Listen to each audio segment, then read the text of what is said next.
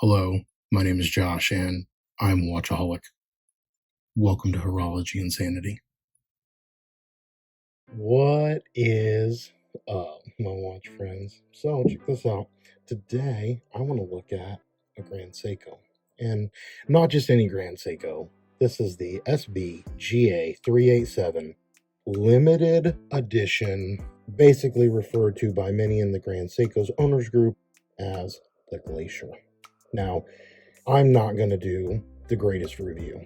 In fact, this isn't even really a review. I want to talk about owning this watch. And the value, you can't touch what Grand Seiko is doing at this price point in almost any other brand that's putting out this level of quality.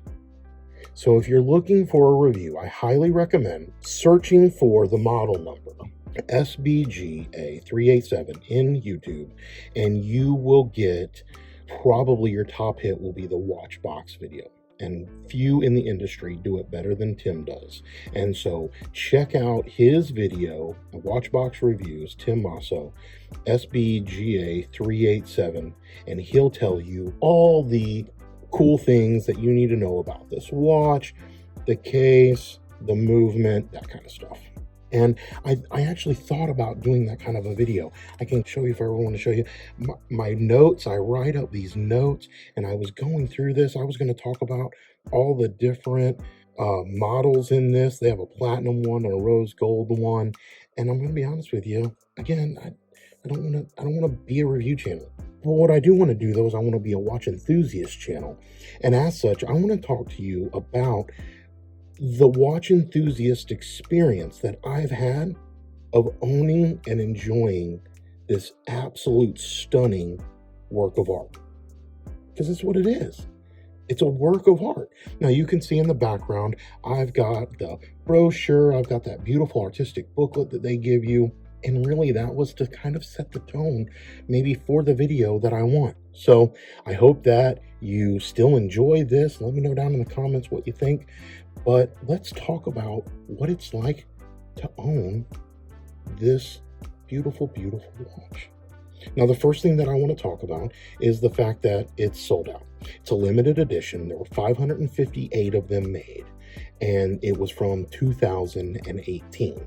Now, it's not to say that you couldn't find one if you really tried, but you're almost assuredly going to pay a pretty steep premium for one.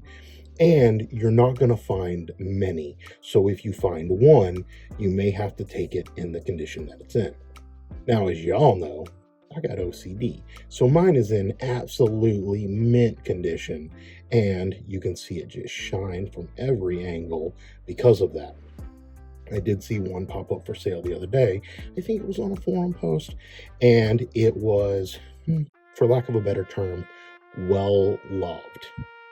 It was scratched to pieces, and you could tell that the person who wore it enjoyed it, and it had all of the scratches and wear marks to prove. But you know what's funny? It's still sold, and it's still sold at a premium just because that's the way that it goes. However, when I went on the hunt for this, I got really lucky. So one of the groups that I'm in is a Grand Seiko owners group. And it's a pretty awesome group of people. Now, it's a worldwide group because those that like to experience Grand Seiko are all over the world. Now, for those who are true Seiko paths, they might want to step up from the normal line of Seiko and experience a Grand Seiko. Now, that usually comes with a pretty steep cost. I know this one did. And I compare that, I've got a whole range of Seiko watches, down from an SKX to this beautiful Sarks 055. This is the baby snowflake, as they call it, up to, the Grand Seiko. Now, a notch above this, which it doesn't actually have Seiko in the name, but is Creedor. And Creedor is their attempt, I believe, at going even more high horology or hot horology than the refinishing work that goes into a Grand Seiko.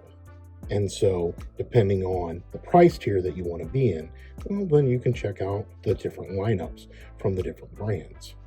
Now, there's a long and beautiful history of Grand Seiko, and I'm not going to go over it here, but I do highly recommend looking it up.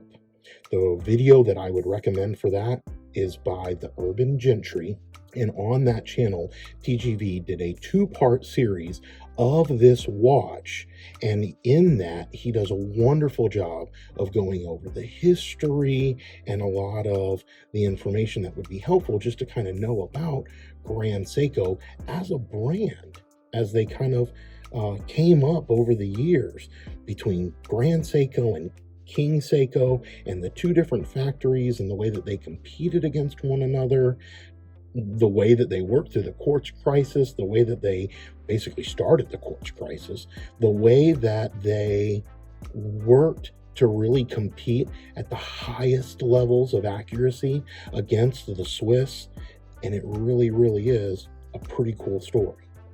So part of owning this watch, for me at least, is also enjoying that history and the horology that goes around it, so that you can understand how this piece right here came to be so many years later. And it's absolutely fantastic. Okay, so with that, let me switch gears a little bit, and I want to talk about when I went on the hunt for this. Again, this is a limited edition, and it's pretty hard to find.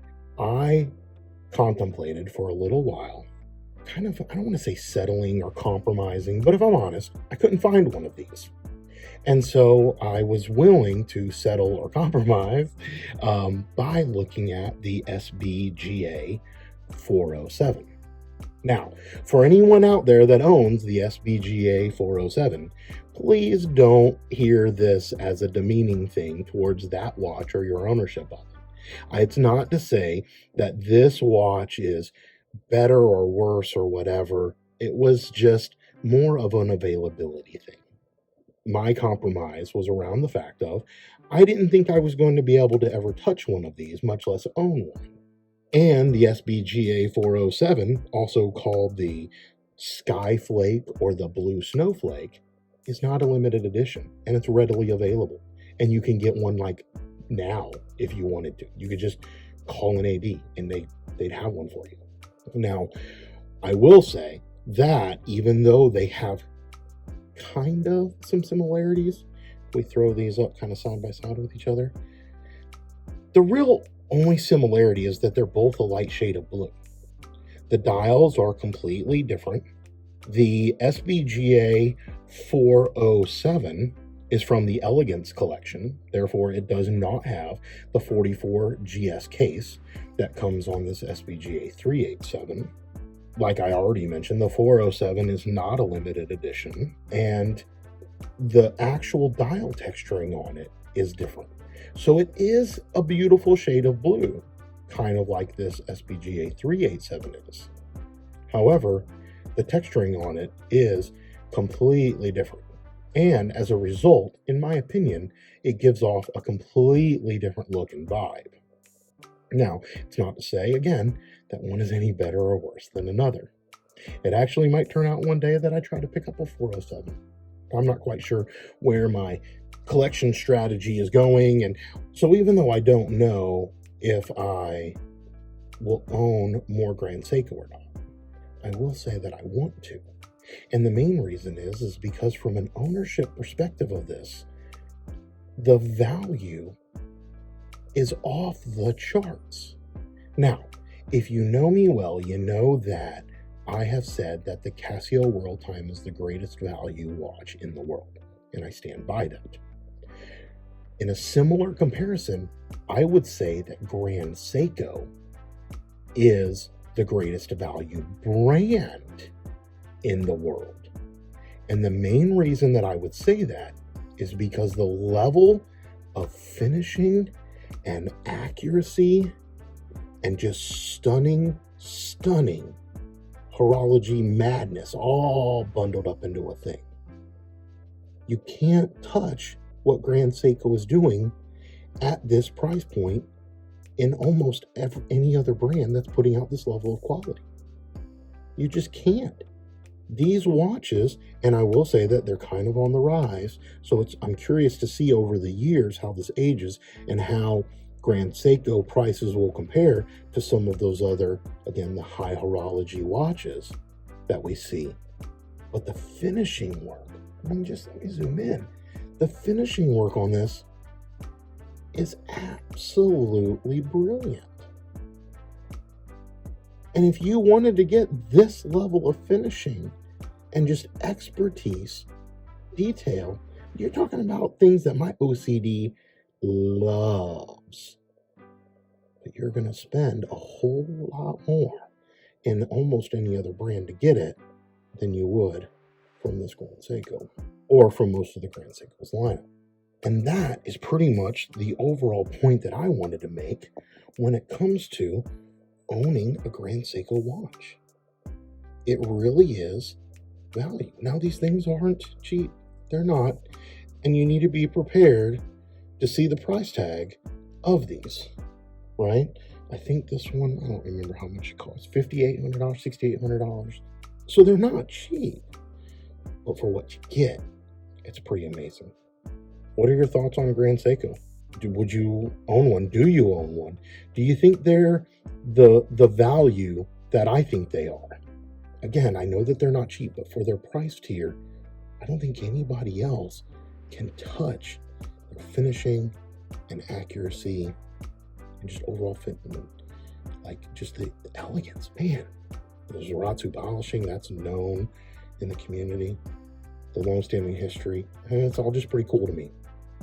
Anyway, until we talk again, my friends, please remember what really matters. And that's not watches.